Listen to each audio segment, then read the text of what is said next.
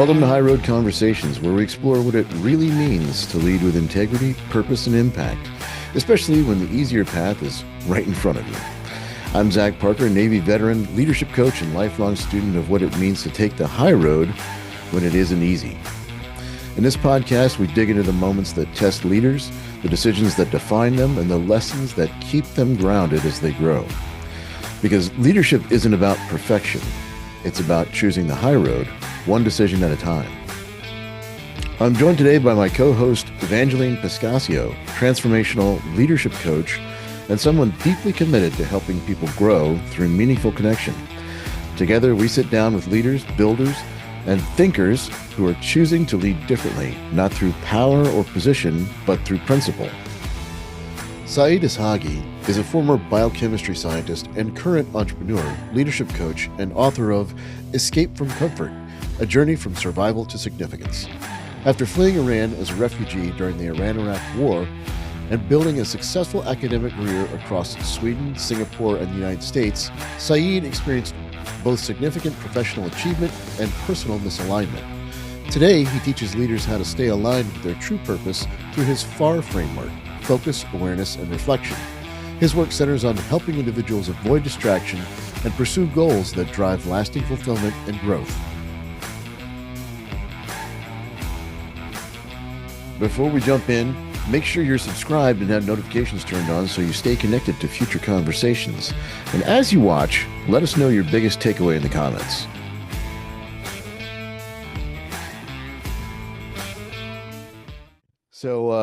So we're joined by Saeed Eshaghi. Eshaghi, is that Yes, right? that's Okay. correct. Yes. And Saeed, I think when we spoke the other day, you mentioned something about leaving Iran. Was that during the 1979 time frame? Was that It when you was, left? Or yeah, that's when the revolution happened, but Mhm. I left Iran in 1988. Okay. So, All right. yeah, it was a few years after that. Uh, yeah. All right. So tell us about your journey from there. How did all that happen, and where did you go, and what did you do next? Right. So I didn't have a lot of saying in it because I was 15 when I did the journey.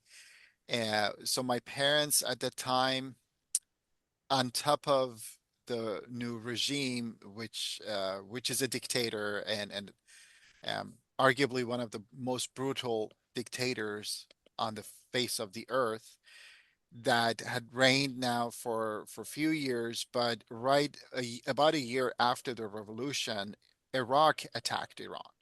So, and that when the war started, early 80s. So it was a bad situation, left or right. It was a dictatorship, and it was war. Um, the regime forbid boys to leave the country when they turn 15 because they want to keep everyone at home to be ready to be enlisted, to be sent to the front lines. And my brother at the time, he's 5 years older than me, so he should be enlisted at the time, but because he was delaying with his studies, he was still in school, he was still in high school, so he was not being enlisted. But it felt like this is just a matter of time. And uh, and then even without that, it was literally to choose between bad and worse. Even after, without a war, it would be like, what do you do with a regime that is brutal? There is no freedom, there is no joy, there is no future. So that's when my parents decided that, you know what, let's do the unthinkable. And they paid a human smuggler to take me and my brother with them to leave Iran or escape from Iran by crossing the mountains on the border to Turkey. And those are pretty high mountains. I can attest to that for sure. And the goal was for us to, once we crossed the border, and we landed in Turkey, the goal was then to wait for a few weeks for the smugglers to finish the paperwork, getting us fake passports with fake visas for us to eventually go to Sweden. I had an older brother and a sister already living in Sweden. So that was the plan for us to, within a month or so, ending up in Sweden after leaving Iran. But everything was completely changed. So it took us a month just to arrive in Turkey after we left our home. And once we got there, we noticed that the lady that my parents had paid, she was not legit in a sense. She was a scammer because she was never really meant to take us all the way. And what we did, we ended up turning ourselves to the UN as refugees. We wanted to be the refugees, and the program was that once the UN has accepted you and qualified you that you're a legit um, refugee, then what they would do is that they would put you on the list of for countries, other countries that were accepting refugees, such as Scandinavian countries, Germany, Canada, etc., to interview the refugees and select those that they that felt would be a good fit. And eventually we were on the list to go to Sweden, thankfully. Wow, what a story. It's so unique as you are. Your story is something we don't hear every day, right? What do you think did this experience create in you? How did it impact you, whether it's positively or negatively? Um, I don't know if it's my personality. I'm typically a person that looks at everything from a positive point of view.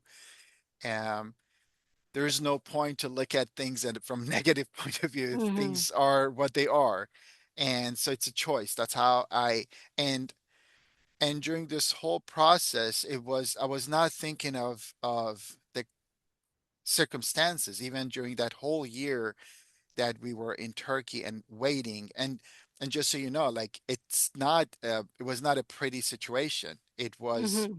harsh. We didn't know before. It took us 5, 6 months until the UN actually approved our status as refugee. So until then, Turkish government, Turkish police could easily send us back because we had no status. We were illegals. They had some agreements with the UN, so that's why they allowed us to stay. But during this whole time, there was nothing really that I could do to change anything. So all I did was literally dreaming about the next, what it would be like. I didn't even know we were going to end up in Sweden. And at one point, we're thinking, well, I wonder if we end up in Belgium. How's that going to be, or Canada, or Mm-hmm. anywhere else. But it was obviously that fear of, what if they send us back? What if we're not accepted? There were other refugees that had been there for 3, 4 years in Turkey and waiting. So there was not much we could do in that regards. Mm-hmm. Nobody could tell us a timeline that would be, but I just had to do the best out of it. At one point, there was this guy that he was an electrician and also Iranian, also refugee. He was there with his family. He got a job from a local contractor that they were building homes, new constructions, and that contract had hired this illegal worker, the electrician, to do the electrical job. So, they thought, okay, I'm just paying him very little money and he does the job. Well, he in turn hired us as the workers. So I was at that point, I like, all right, I may as well do something. So I was an illegal worker in Mm, Turkey during that time, doing electrical and new construction, which again, that's a whole other story. But there were people that a lot of Iranians, unfortunately, they ended up in drugs. They mm, spent their days, they killed their time by being numb. mm, Um, some girls like that also were scammed, and now they have no status, no money, no nothing. They turn into prostitution. So yeah. it was a harsh time, but at the end of the day, it was like you get to just do the best you can. And so I Mhm. think that's one of the major things that I learned from it. That's a really, like Evangeline was saying, that's a really interesting and powerful story that you have that, all coming out of Iran, getting into Turkey. So what happened once you got to Sweden? How did you, well, let me back up a second. So you said, some people got into Mhm, drugs and prostitution and other things mhm, that probably were not good for them, right? yeah. Uh, so how did you stay above that? How did you manage to keep yourself out of those things? Was Mhm, it just the work that you were doing, or did you have any kind of habits or anything that you did that kind of kept your mind occupied and, on the right path, so to speak? Yeah, when I'm thinking about it, again, my brother was with me, he's 5 years older. He didn't get into it either. Um, a lot of it had to do, I believe, had to do with how we were raised by our yeah. parents. The values that they instilled in us were with us fresh, and it Yeah. still is. So that had a lot to do with it. We had a strong foundation in that regards. But again, also, and that's what when I'm thinking about it today, what were I thinking? That 15, 16-year-old Mhm, boy, what was he thinking?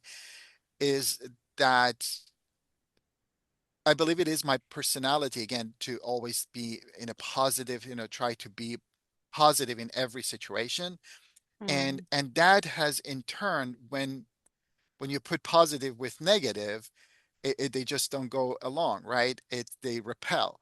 And I was repelled by even, the thought of it, or toward the end of the last few months, we were not even hanging out with other Iranians. mhm, We had a couple of Turkish friends that were students in town, and we became good friends because not only was, some of them were into drugs and, all that, but it's this constant negativity.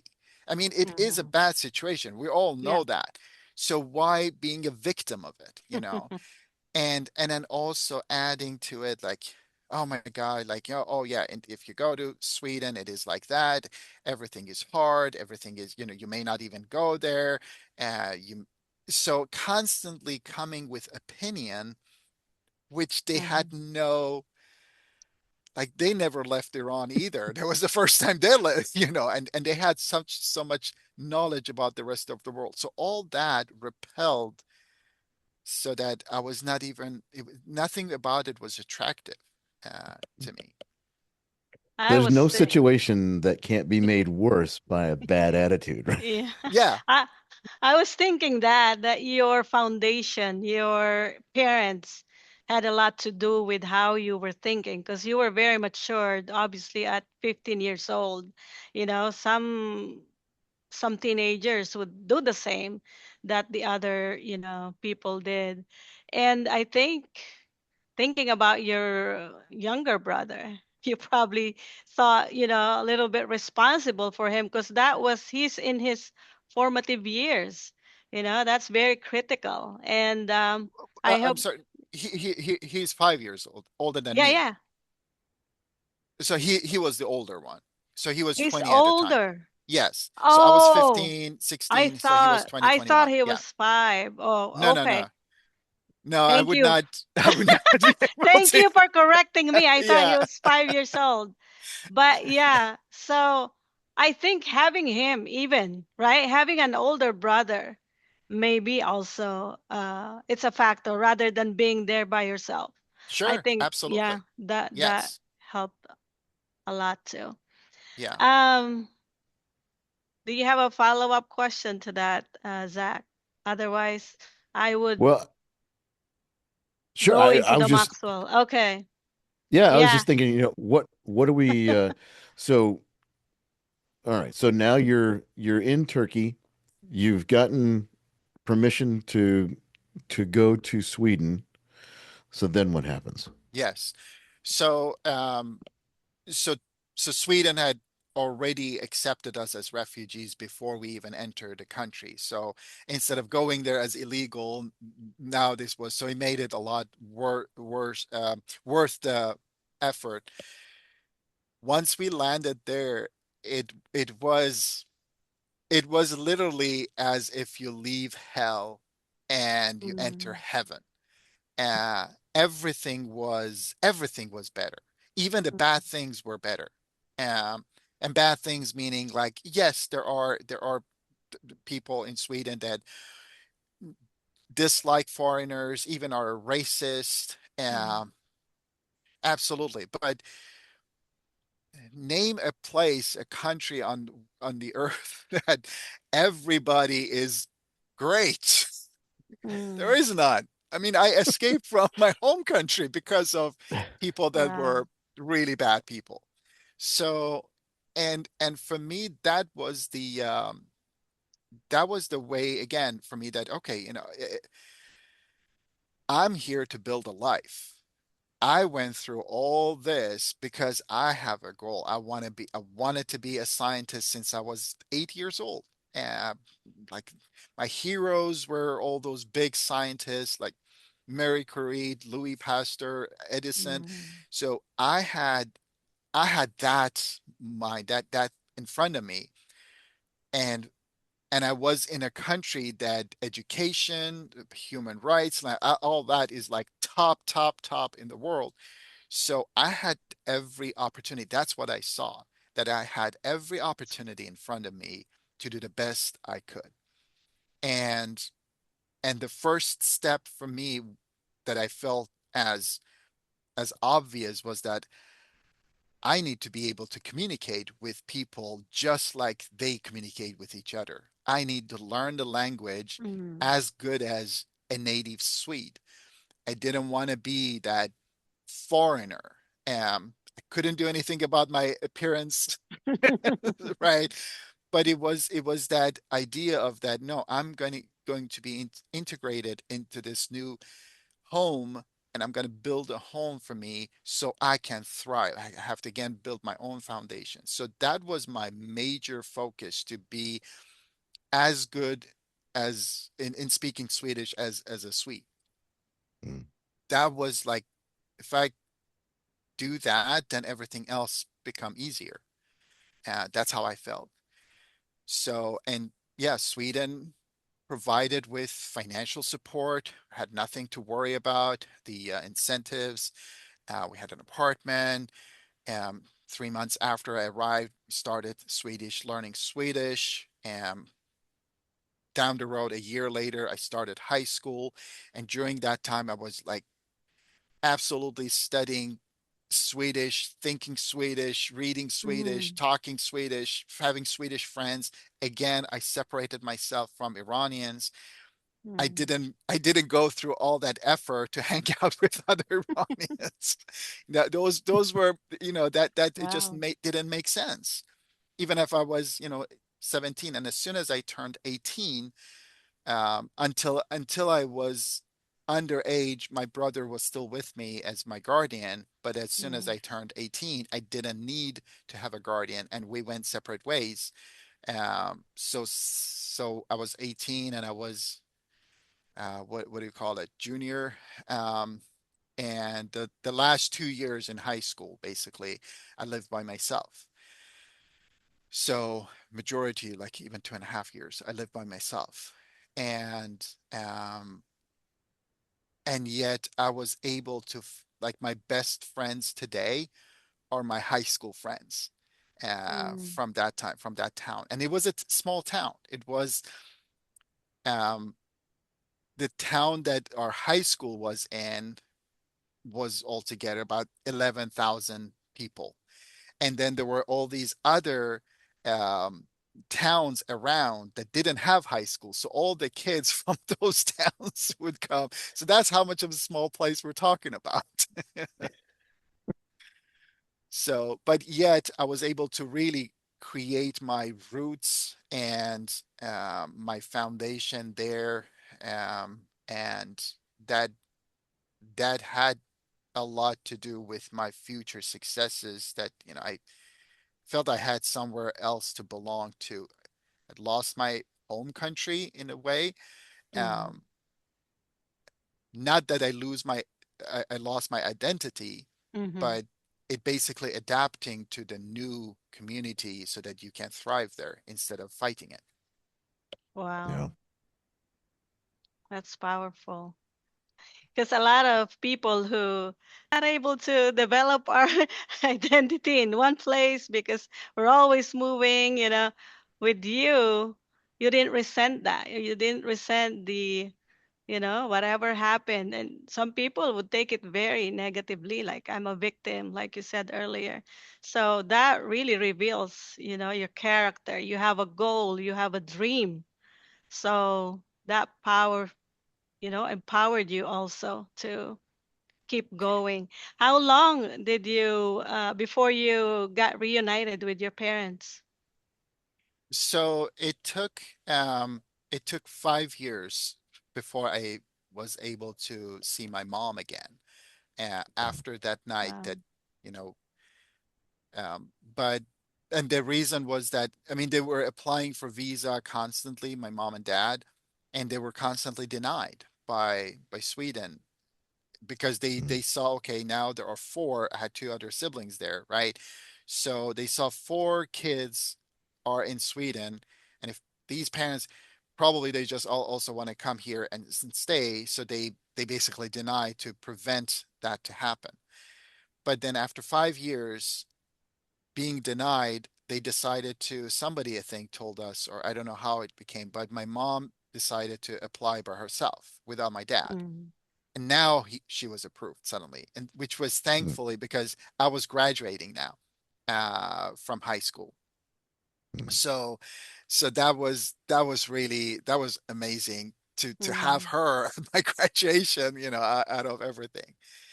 But then and then 3 years after that, so in total about 8 years after I left Iran, I was able to see my dad. So he was Wow. granted, and this time they both were granted visa. Sweden, I guess they felt that, okay, probably they're not going to stay, so let them see their kids. And it was harder times. It was still a lot of Iranians like myself, obviously, were escaping from Iran even after the Iran-Iraq war ended.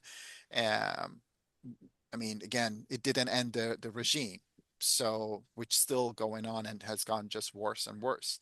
So there was difficult times and um, with everything with calling, there were no WhatsApp at those those Yeah. times, you know calling with payphones, like with dropping coins into and try to Mm-hmm. talk for 2 minutes. So yeah, it was, but Yeah, it that's took a while. that's I was just getting ready to talk about that. It's like it's crazy to think about, people kind of take it for granted today that you have all these communication options. I mean, we're using Zoom right now to record a call from all over the country, right? Yeah. Uh, but I mean, back then, I still have over here on my wall, I still have an old rotary phone. Like Yeah. like that. And I still have one. It doesn't work because there's no landline attached to it, but the phone itself would work if there was a line attached to it. But back then, Yeah. you just had to if you call somebody and they're not at home, That's it. You just hang up and try again later Yeah, on. We never had exactly. we never had phones where I was in the Philippines. We never had one. Yeah, we never had one. We didn't have electricity at first either. So Wow. anyway, I'm gonna Wow. transition a little bit into how did you join Maxwell? What led you to want to join? Yes. So it started with few years ago, back I think in 2021 was the first time I um, learned about Maxwell Leadership Certified Team. Didn't exactly understand what it was at the time. I had read John's books, the leadership, the levels of leadership, those books, and I really love them. And I learned about that. Yeah, you can be part of it, but I didn't join at that point. Then later on, when I decided to write my memoir, then as I was writing it and thinking, okay, well, I do want to talk about it, on stages and share my story.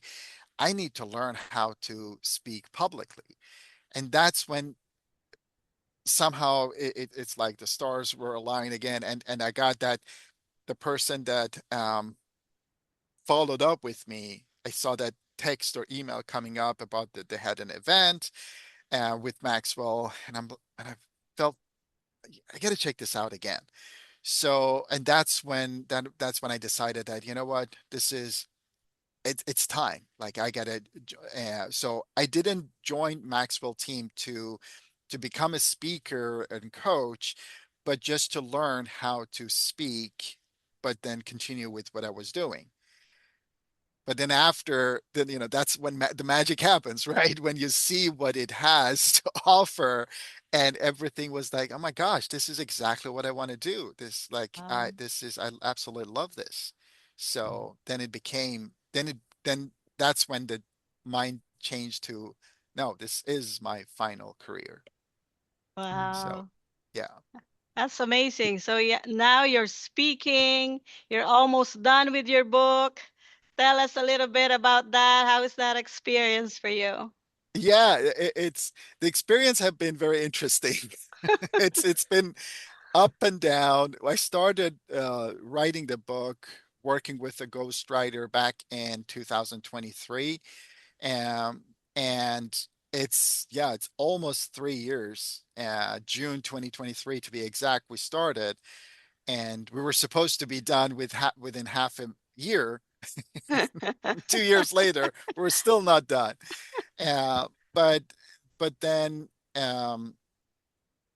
I learned a lot about, again, about myself, about, all those reflections, all the things um, that I talk about in the book, and exactly like how was I thinking, like what did go through my mind at that time, and then also, the ups and downs that I had. It brought, and writing the book brought another level of um, awareness to me, which is why, like, at the end of the book, I do talk about, going far, the framework, which ends with reflection. That's when we really grow and gain wisdom.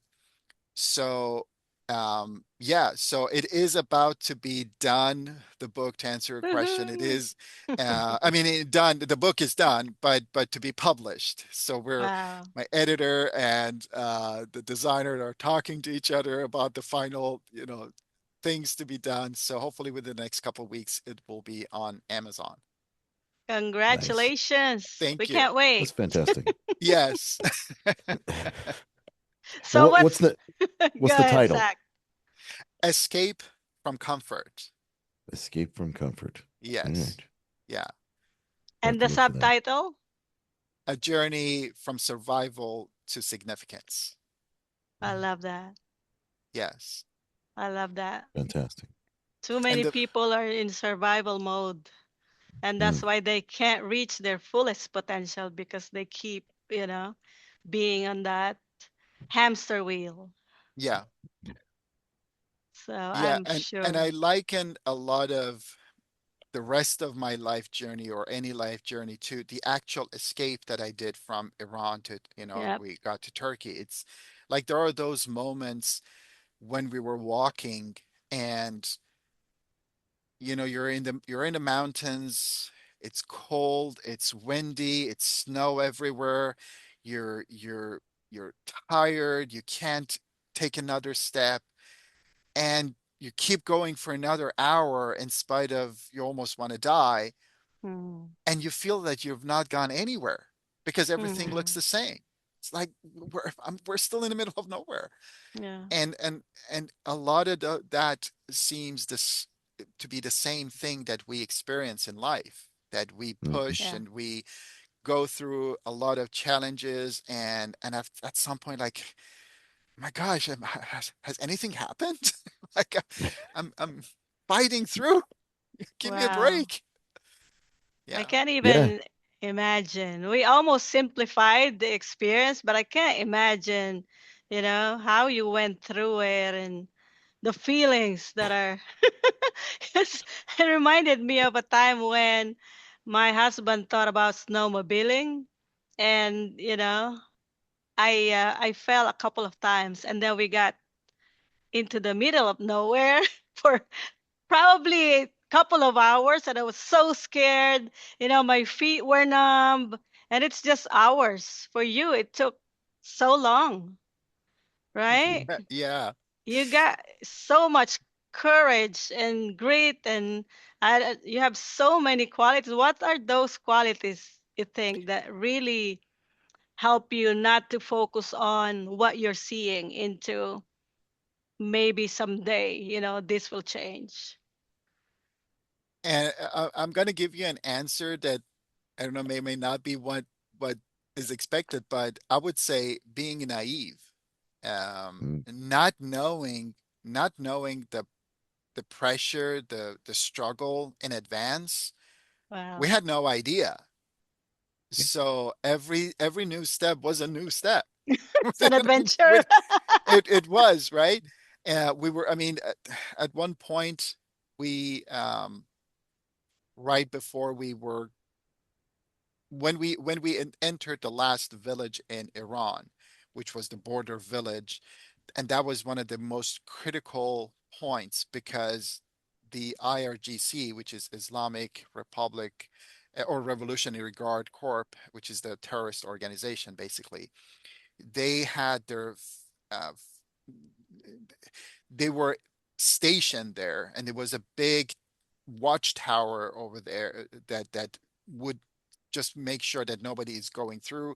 So that was one of the most difficult and um, Mm. uh, dangerous passages and that was the only way to go through that village. So at one point, so once we got close, so we had to every time we and approached a new village, we had to wait outside of the village, and then the guide would go inside the village, find secure a home for us to stay at, and then come back or send some other people to bring us to that home. So we always had to just, lay down and wait. And at that place, we were waiting right at the foot of the watchtower, which was like from long distance, we could see their light, and we got there.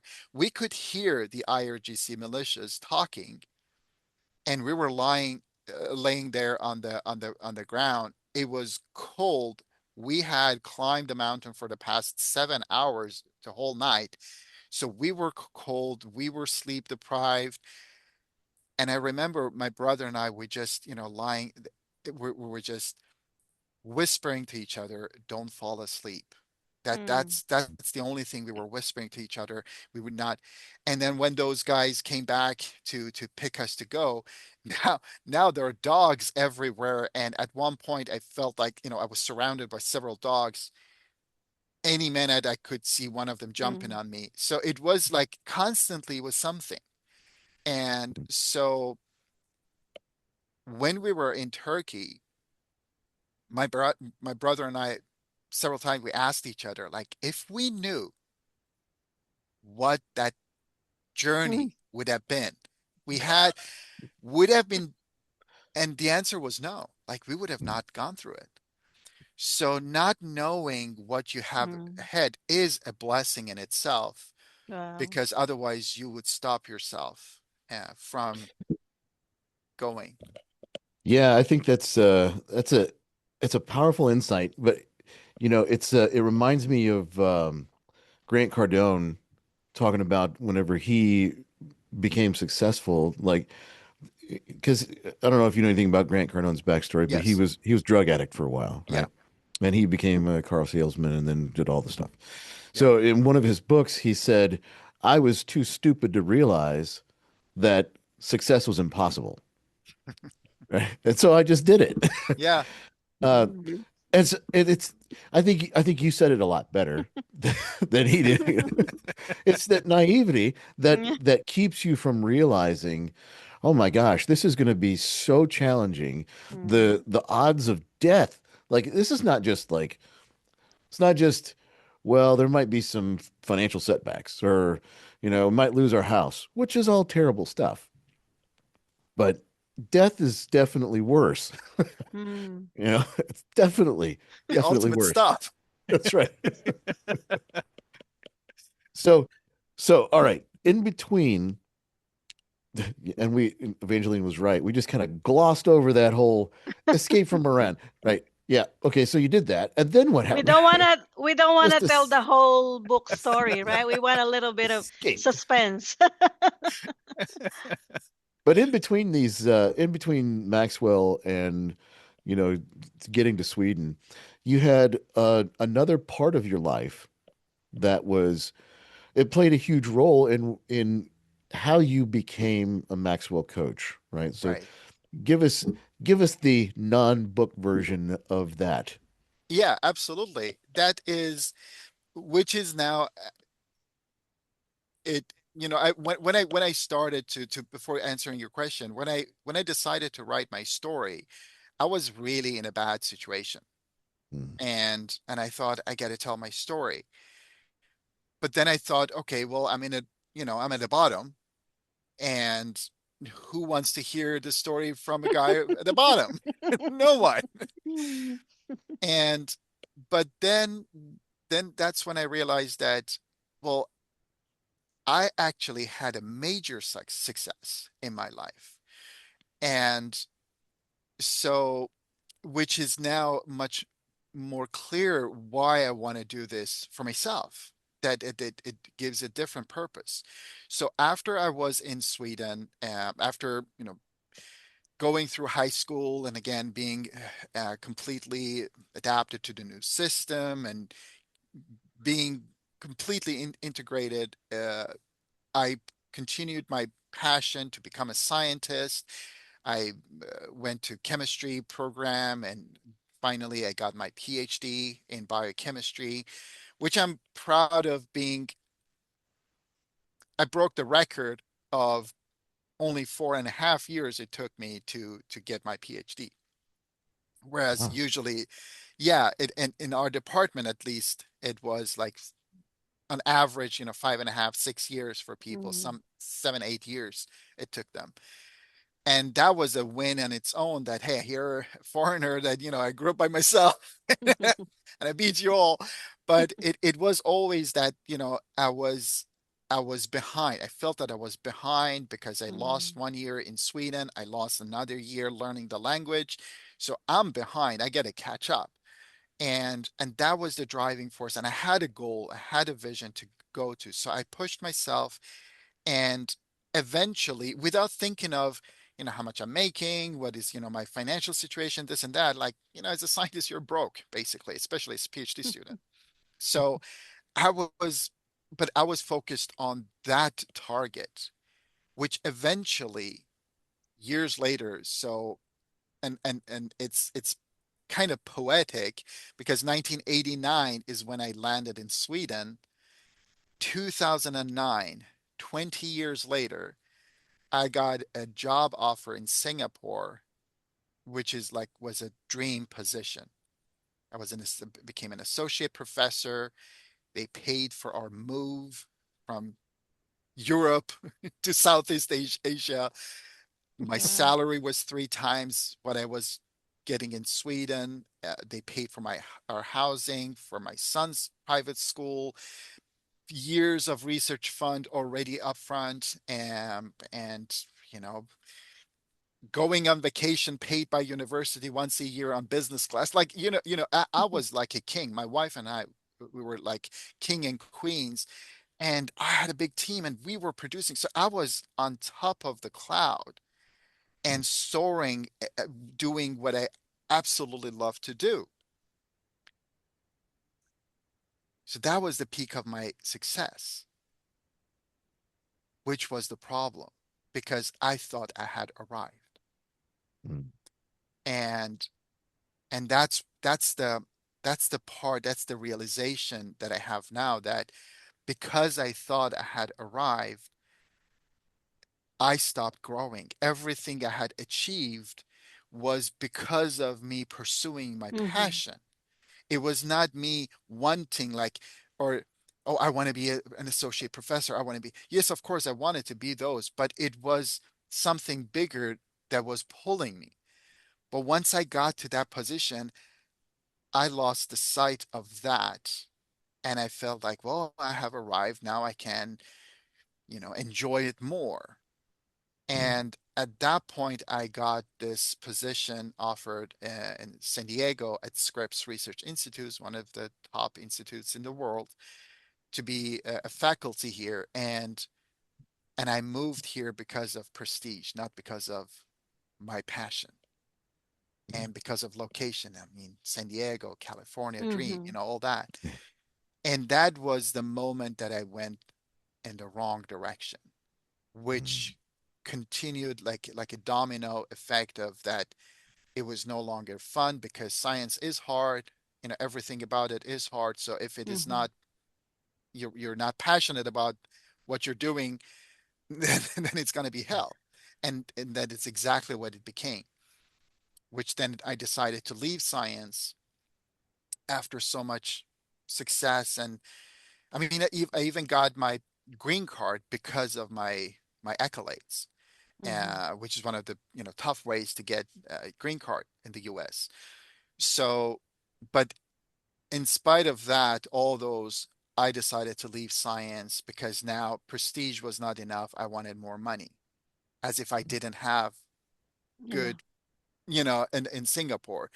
So you see, like it was like that domino, like one thing led to the other, and I went into real estate. I was doing well. I was actually making more money in real estate than when I was faculty. I was a scientist, which is another whole story, other story, like why a rookie person after 1 year makes more money in real estate than a 15-year experienced scientist. Anyway, but because I didn't really enjoy being a salesperson in real estate, I mean, that was really not my thing. I was good at it, but it doesn't mean that I was satisfied. I was fulfilled by it. Mm-hmm. Mm. So then I thought, okay, I'm looking for money, so I may make more money in doing something that makes me more money. So I went into another organization, which then became my biggest fall, and I lost everything Mm. uh, there, uh, almost close to losing my family. Wow. So what this is the journey that um, I want to help people, to help them, to teach them, to show them what it takes to reach what I reached in the first part of my life. And I also want them to realize and be prepared and hopefully prevent Mm-hmm. what I did in the second part of my life. So, which brings that to that, when I do that, then I actually have a full circle because I wanted to become a scientist because I wanted to do good for the humanity. Like again, Mm-hmm. Louis Pasteur, Edison, these are scientists that are still alive because of what they did. So, and that's what I want to do. And that's why selling a house was not never satisfactory or anything else, because yes, family gets happy and all that Mhm. good, the money is good, but it doesn't, there's a void inside. Mm. Mm. And you try to fill that with money, with prestige, with, I don't know, other things, other stuff, Mm. which don't mean much uh, in reality. Yeah. Wow. I love that. And it takes so much humility to admit that, right? Because there are Thank you. so many men who are so successful. Think about uh what's his name? 7 times football, Oh, Brady, Tom Brady. Tom Brady, right? Isn't he 7 time champion or 6 time, Yeah, I don't remember how right? many, but he won a Yeah. lot of So Super many Bowls. times, very successful in his career, They said he can't spend his money even if he spends 10 times of his life right now, He Yeah. has so much money. But then unfortunately, he lost his family. And that's where I was gonna ask you next. What helped you? Because obviously you've accomplished a lot, right? You are so determined to be successful. What helped you to go back and reflect and say, I have all this money, I have all these accolades, but what's happening to my family? And how did you have the strength to look at yourself in the mirror and change things up? Well, actually, at that point, again, I was at the bottom, and so I didn't have that. So financially, I was in a, like, I put my family and everything in a very, very difficult situation. Um, and but again, it was during that whole time, which was 5 long years and bad years, because of my strong drive to succeed. Like, I never lost in my life. Like, Mm-hmm. even when we were in playing music in high school, we created a band, and none of us knew how to play. It took us 2 weeks to play a 3-minute song without any interruption. We didn't play it well. We were not synchronized, but at least we remembered, the next week. But then a year later, we were playing at festivals. So Wow. so so whatever, and that was the thing, whatever I put my mind into, like when I Mm-hmm. started real estate, I was a rookie of the year. It was, so all that brought me even in a worse place Mm-hmm. mindset wise, because my ego was growing Yes. bigger and bigger and bigger and bigger, Mm-hmm. to the point that I saw that I'm drowning, but I thought, no, no, no, I'm getting myself out of this. Of course, Mm-hmm. you got to work hard, and it is tough, and that. But in my book, I talk about it. I realized that I thought I was climbing, but Mm. I was actually moving in the mirror image of a mountain inside the water. So I was actually going further and Wow. further deeper to the abyss. Well, I thought that I was going to the to the Mm. top, and then I mean, at that point, my wife even was thinking of going back to Sweden together with our son. Mm. And but then I got diagnosed with cancer. So so that was like the final. So, but you know, again, looking from the positive in everything, it was I'm grateful for my wife's reaction Mm-hmm. to it. Was like the biggest, because I mean, love her to death. Mm. And then also that, what I'm, looking around, like, this is, I have damaged everything. Like, I have done that. I could say it was Mm. a bad organization, it was a cult, it was this and that, but it was me. I did that.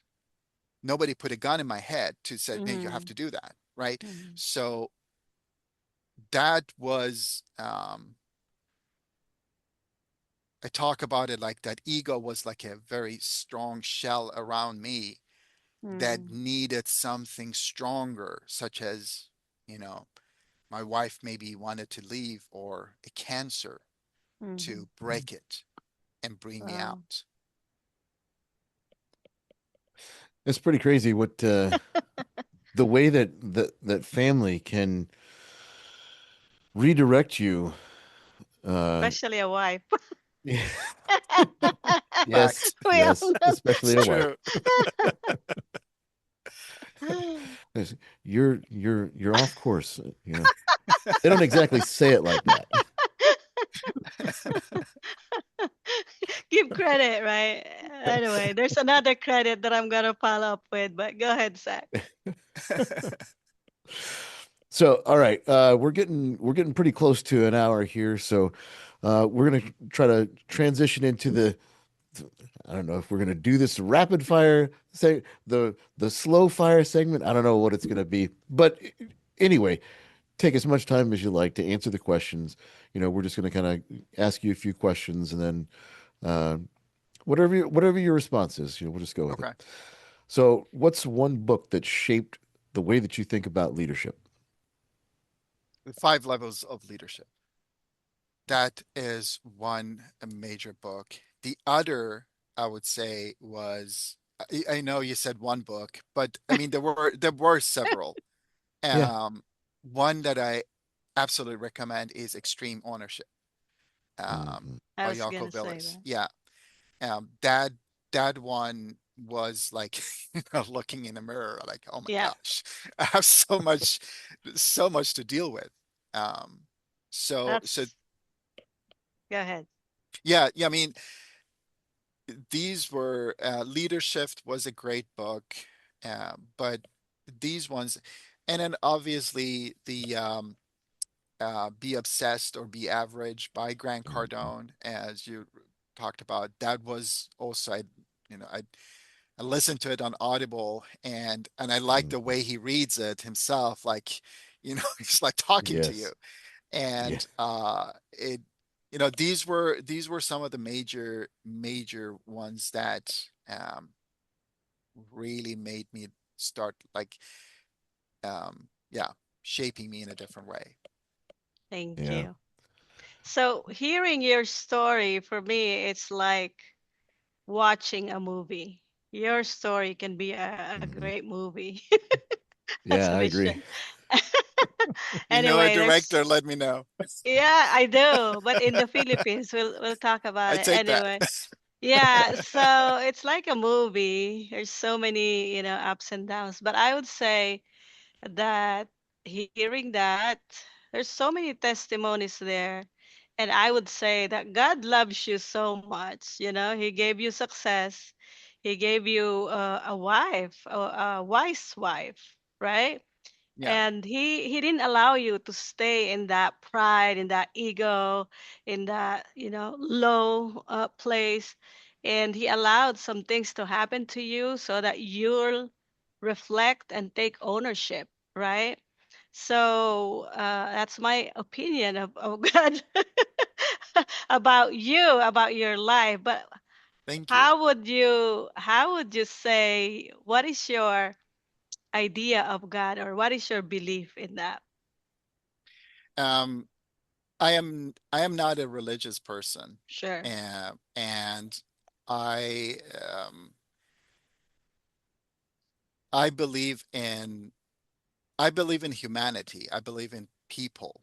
And that's my Mm-hmm. philosophical way of looking at life. And if I were to, and I know I'm at fault many points, when it comes to, being a good person, um, it- We but all are. We all are. Yeah. but it is, I believe in that, because we have a choice, like, an animal doesn't choose things. They Mm-hmm. just go in, that's instinct, right? The animal Right. instinct. A plant doesn't even have that. It just does things, on a, genetic base. But we do things because of how we think. And how we think this determines what choices we make. And that's the only thing that we can control. We can't control our actions even, because our actions are controlled by our choices, which is controlled by the way we think. And that's where I think is that's one of the parts that the belief itself has to be in a way that helps the person move forward, not in sideways, backward, no, forward. Mhm. And whatever that is creating that forward movement, forward thinking, speaks to me. And Mm. because of that, like, I'm not a religious person, right? Mm-hmm. But I love John Maxwell because of his thinking, of his what Mm-hmm. he's doing, his thoughts. He was a pastor. He's a very faithful person, God person. Well, for me, he makes that religion look better. That's how I Mhm. look at it. It's like the example of being a good person. Um, so I think it is the choices that we make. We can look at, things. We can be religious and still be a victim, still be a bad person. We can be Yep. non-religious and be a winner and be a good person. Yeah. Very, very true. Yeah. And we don't have to be religious, right? Right. We I can mean, we can have a Yeah. relationship because I don't believe in religion actually. I think in some ways religion was used to, you know, to manipulate or control. So when I talk about God, it's not about religion right. for me. It's about relationship. And I agree with that. I mean, it is something that whatever, and that's a choice, right? Hmm. Whatever, however we choose to look at it. Um, yeah. Thank you. Yeah. Yes. You're Do an you have interesting another guy. You're questions? interesting guy, Saeed. I know. Thank you. And he's very open to discussion. So thank you for answering that. Yeah. Of course, Um, great questions. yeah. What do you want to be known for?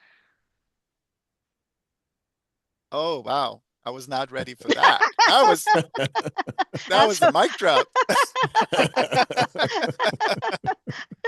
when all this is done, what do you want to be remembered for? Um,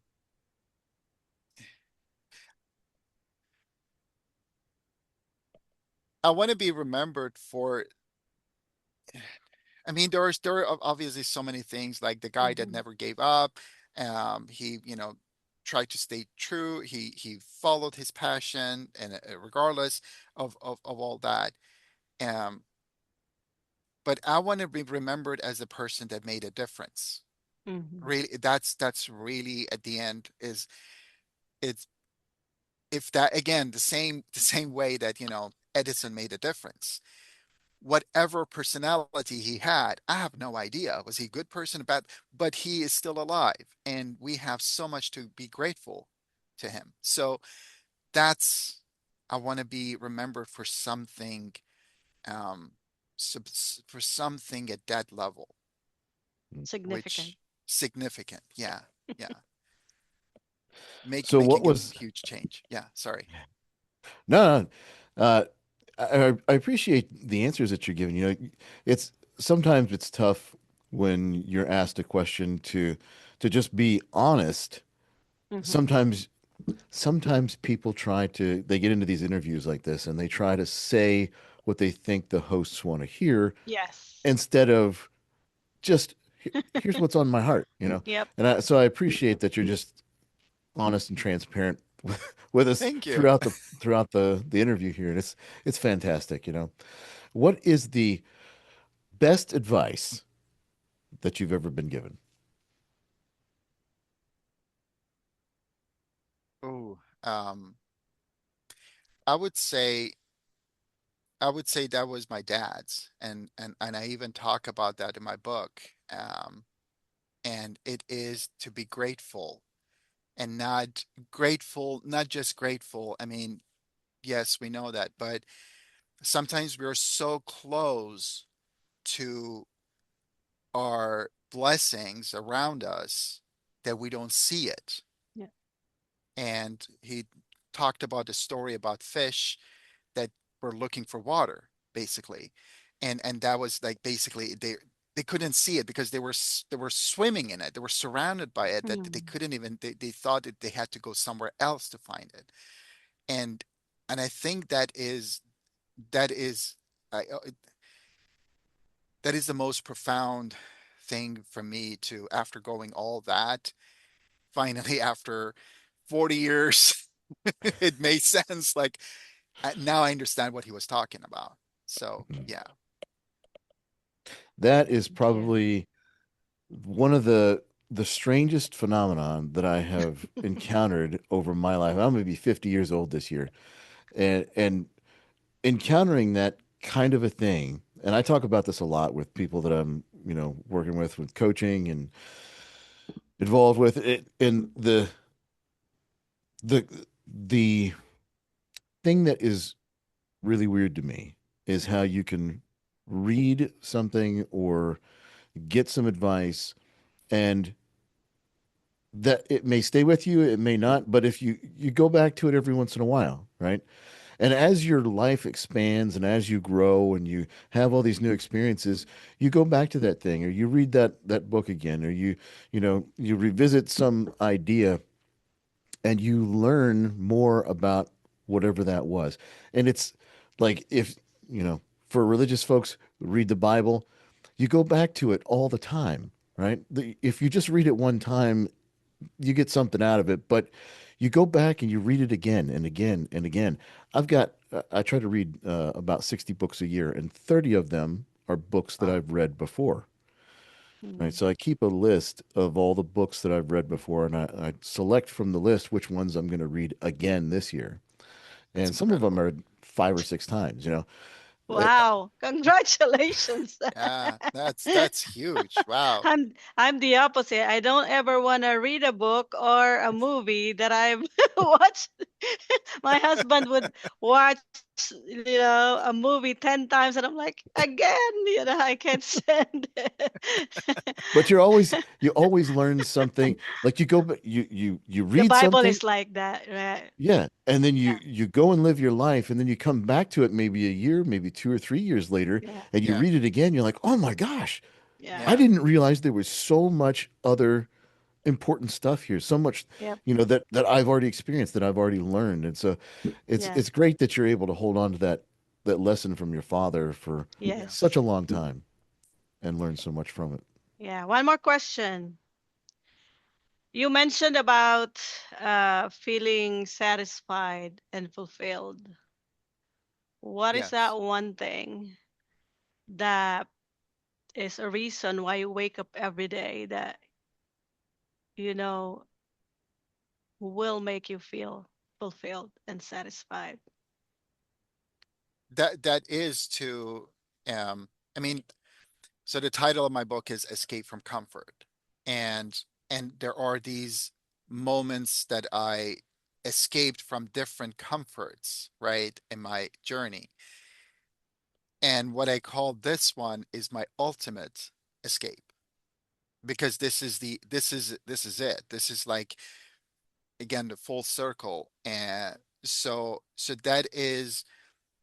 that brings me to the same feeling that I felt when I was in my 20s, when I was a PhD student, and I was working from 6 a.m. to midnight, nonstop, 7 days a week for months without a break, and just loved it. Mm, So pursuing that is a huge part of it. It is that I am actually, it's like that hungry or thirsty person that is going after that, the most delicious drink. So that itself is a fulfillment. well, Now, because of a lot of other responsibilities that I have, like I was 20 years old, I was just by myself then, or my 20s. Now it's a different life. It mm, makes it harder. So it becomes different type of motivation there as well, but that I need to make it happen. But it is now I need to make it happen for so many reasons, including myself. And I cannot deny the fact that, you know, John talks about you cannot give what you don't have. I cannot that Yeah. stability, that stronghold, that passion, that cannot give any of those to anyone without me having it. So Mm. so that is the number one thing that like I need to have that. I need to find that Saeed again, and um, so that he, because I know he's going to do great things. Yeah. Wow. Yeah, that concept of you can't pour from an empty cup, right? That's the Exactly. yeah. Yeah. That's great. So now that we're at the end of our segment here, and usually we wrap up by, you know, Evangeline and I are going to have a little discussion about what we learned today. So today I'll start it off, and I'll Okay. say what the thing that I'm taking away from this. I don't know what you're going to take away, Evangeline, Sure. but the thing that Sure. I'm taking away from this was the whole. I mean, you talked about it, and it's uh, probably the most powerful. I'm like, I found myself just kind of imagining this Mm-hmm. whole escape from Iran while he's talking about it. I'm just like, my goodness, you know. Mm-hmm. Um, but I think that naivety aspect, right? Mm. Not not presuming to know Yeah. what you're going to be facing and just expecting success, right? Going into a difficult situation, expecting success. I'm just going to expect to succeed. And I Yeah. have no idea what the consequences are going to be throughout. I don't Yeah. know how challenging it's going to be. I know it's going to be hard. I Yeah. mean, you can't do something like that without thinking, it's going to be a piece of cake, right? But we're just going to walk over there. Uh, but there has to be some element of like, well, we're going to have to dodge some, you know, patrols or something. Like you're not going in completely unaware of the circumstances, but essentially, you know, the old saying from the American Revolution, damn the torpedoes, full speed ahead, right? Yeah. We're going. Yeah. That's what we're doing. Yeah. So that's what I'm taking. What are you going to take from this? Thank you. Yeah, I'm glad that you both revived that word for me because when I first came to America, I was told you are so naive, people are gonna take advantage of you. So they made me, you know, believe that it's a bad thing, you know. I Mm, mean, people sometimes see that as a weakness, but you guys revived the word and made it good. And having that childlike attitude, right? A childlike faith for me that that life is good because there are some people who are on the opposite side, right? That it's just gonna go worse from here, and I've met a lot of people like that. So this is another thing that's so uh Saeed, you're so blessed to have that foundation, to have parents that emulate that character in you. But one thing that I really learned is perseverance. I was also told that I have a lot of that coming from a very poor background. So, and taking ownership and not giving up. Not giving up. Because obviously, take hardships like they are an adventure. That's mm, I think a great thing, moving forward. Because I have those moments where I'm like, is this gonna work? God, is this really where you want me to go? Is this really where you're calling me to? And Saeed's story is such an inspiration of perseverance. So yeah. Thank thank you, you. my friend, and congratulations already on your Thank book you. launch. Hopefully, it becomes a movie too. I I hope can't so. wait to see you on Joe Rogan. So, Yeah. When that happens, when that happens, you gotta share some of those blessings. so before we go here, um, where can people reach you? Do you Yep. want people to reach you? Yes. And uh, if so, where can they reach you? And then tell us about the book again. When's it going to launch? It's going to be on Amazon. Yes. Uh, and then give us the name again. Yeah. So they can reach me at my my website is my full name.com, saideshaghi.com. I know it's not the easiest to spell, but SAIDESHAGHI.com. And they can even reach me at my phone, 858-524-9206. I'm not hiding somewhere. Um, so that's they can easily reach me through those platforms.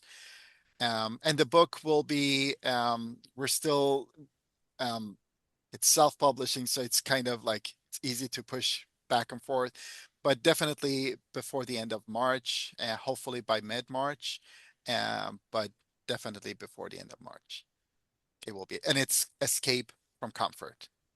Escape from Comfort. All right. Yes. So Thank you. there's, I know, I know. We got just like 30 more seconds, but uh, there was something that I forgot to ask you, and Now it's you're about doing it. it's about belly dancing. Oh. Can we I can we censor this? I thought I No, had I'm dodged that. kidding. What's that? Saeed has an interesting What? note about I belly didn't see dancing. So that. tell us about this. Yeah, so that was when I was a PhD student back in 1997. So that year, my so every year we had when we had in our department, chemistry department, we had a Christmas party. They decided so each research group was in charge every year for arranging the party and what festivities were going to be. And that year was our turn. And usually it's the PhD students that take care of that. So it was me and three other friends, two girls and a guy and me. We were talking about it, and I thought, okay, the other guy, I'm Iranian. The other guy was from Libya. The girls, one was Swedish and one was half Algerian. So I thought, we should have a belly dancing. And of course, I was thinking of those girls belly dance, and the guy would dress like a sheik, the Libyan guy, and I would just oversee something like as a producer.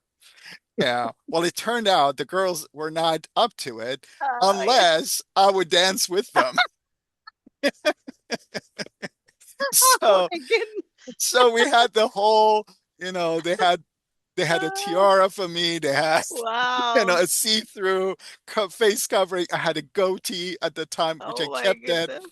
but then they put heavy makeup I and want to see a Oh, picture of that.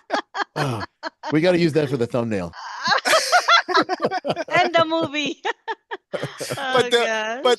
but it was more than that because that year my supervisor's friend had won Nobel Prize in chemistry, so he had invited him to that party.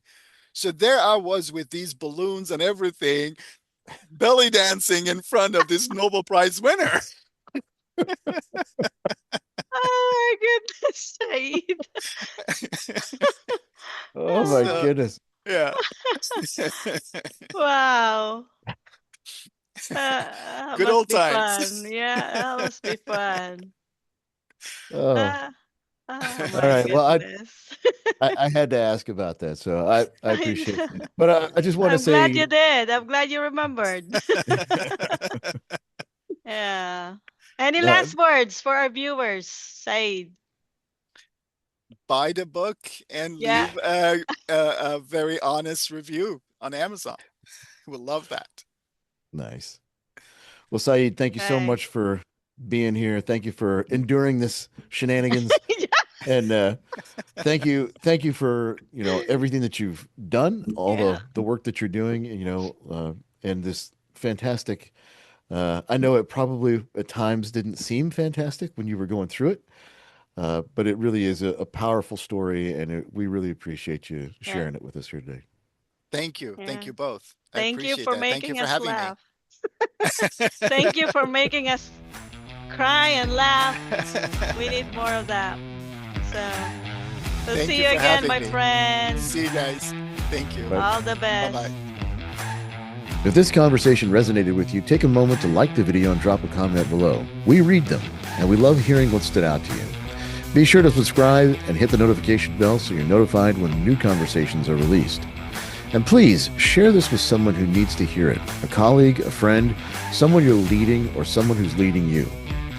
If you'd ever like to be a guest or you know a leader whose story deserves to be heard, please reach out. We're always looking for meaningful conversations.